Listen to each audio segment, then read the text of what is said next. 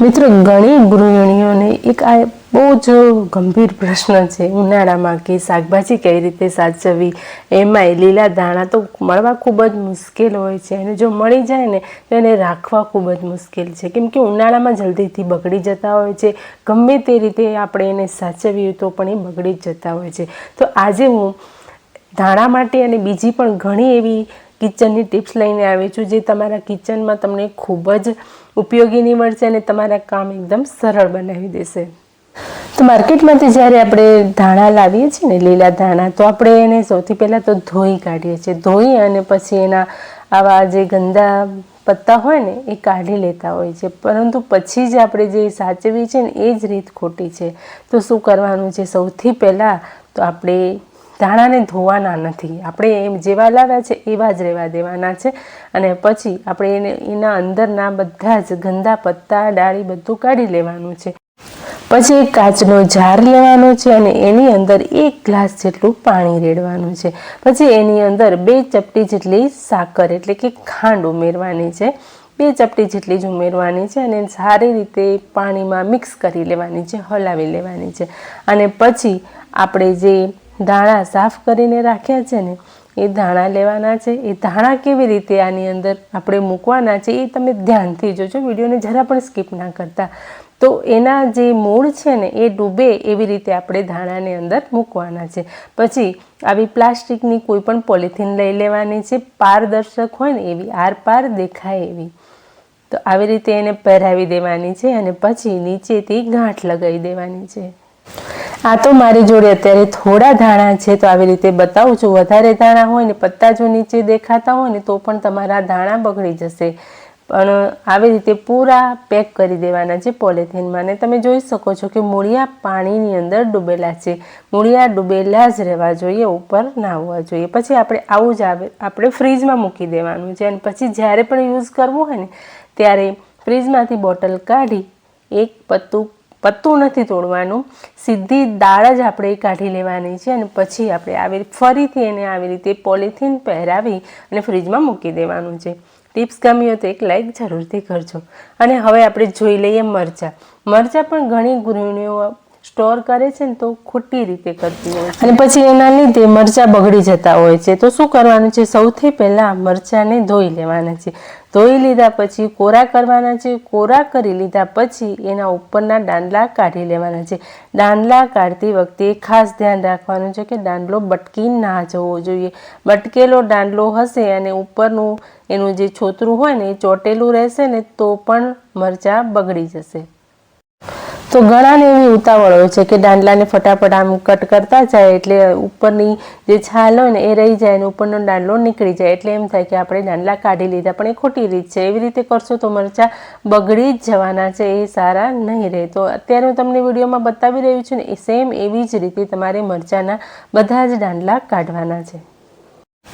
અને ઘણા લોકો શું કરે છે કે મરચાંને ધોઈ અને દાંડલા કાઢી અને પછી એમનેમ જ મૂકી દેતા હોય છે ફ્રીજના ખાનામાં.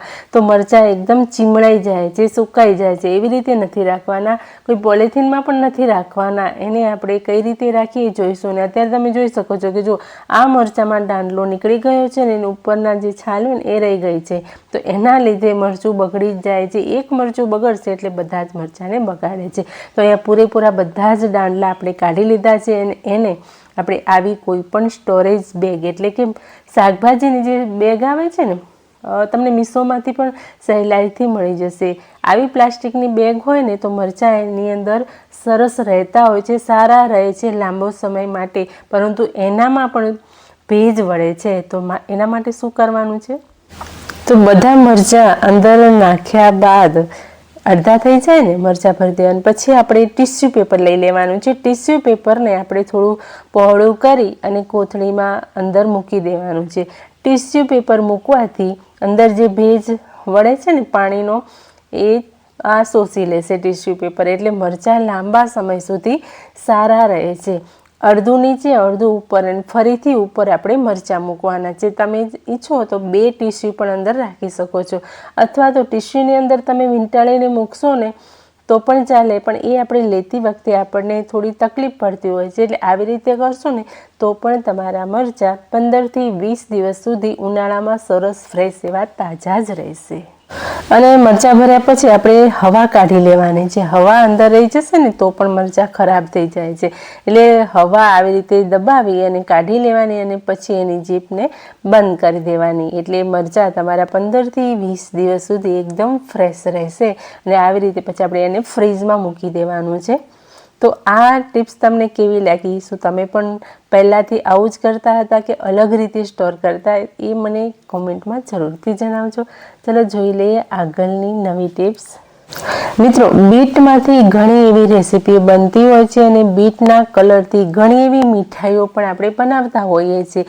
અને હવે સામે આવશે સાતમ આઠમ. તો આઠમમાં આપણે કનૈયા માટે અલગ અલગ મીઠાઈઓ બનાવીએ છીએ અને એની અંદર આપણે કલરનો ઉપયોગ કરતા હોઈએ છીએ. તો જો આવી રીતે તમે બીટનો ઉપયોગ કરશો ને, બીટને તમે સ્ટોર કરીને રાખશો તો બીજા કોઈ પિંક કલરનો તમારે યુઝ કરવાનો વારો જ નહીં આવે. અને બીટ તમારે સવારમાં પણ ખાવું હોય તો સ્ટોર કરેલું હશે તો તમે ઝટપટથી ખાઈ શકશો. સિઝન વગર પણ તમને બીટની સુવિધા મળી રહેશે. તો સૌથી પહેલાં શું કરવાનું છે, બીટ લાવ્યા પછી એને સરસ એવું ધોઈ લેવાનું છે. છોલીને પછી આપણે એની આવી છીણ કરી લેવાની છે.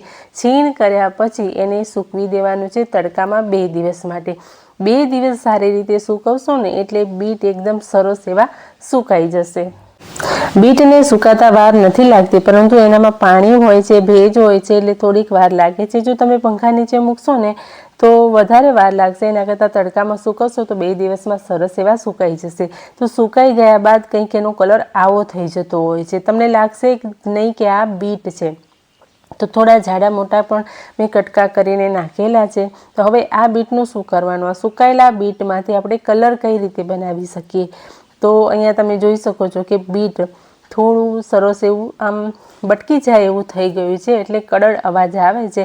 તો સરસ એવા સુકાઈ ગયા છે. હવે આપણે લઈ લઈશું મિક્સર જાર.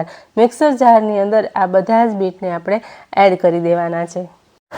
બીટરૂટ છે ને પાચન ક્રિયા સારી કરે છે અને આપણી સ્કિનને ગ્લો આપે છે તથા વજન ઘટાડવામાં પણ ખૂબ જ મહત્ત્વનો ભાગ હોય છે. એટલે બીટનો ઉપયોગ ખૂબ જ સારો છે અને હેલ્ધી પણ છે. એટલે બીટ તો તમારે સ્ટોર કરીને અચૂક રાખવું જ જોઈએ. તો બધી જ બીટની છીણને આપણે મિક્સર જારની અંદર એડ કરી દીધી અને હવે આપણે એને 3થી 4 ચક્કર મારીને સરસ એવું પીસી લેવાનું છે. પીસ્યા બાદ એ પાવડર ફોર્મમાં આવી જશે. પાવડર ફોર્મ થઈ ગયા બાદ તમે એનો કલર જોઈ શકશો કે એકદમથી ચેન્જ થઈ ગયો છે. કલર જે બ્લેક જેવો કલર દેખાતો હતો એકદમ પિંક કલર થઈ ગયો છે.